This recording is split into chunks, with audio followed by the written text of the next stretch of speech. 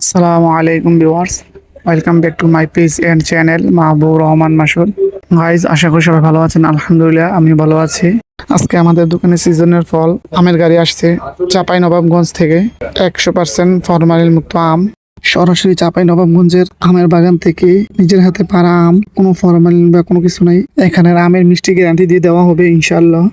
এখানে যে আমগুলা পাবেন ফজলি, ল্যাংড়া, গোপালভোগ, আম্রপালি, কালীভোগ, হাড়িভাঙ্গা, গুটলি, লখনা, কলাপতি, হিমসাগর, আশিনা, বাড়ি 4, বাড়ি 12 ইত্যাদি। এবং সাথে পাবেন কুমিল্লা লালমাইর কাঁঠাল।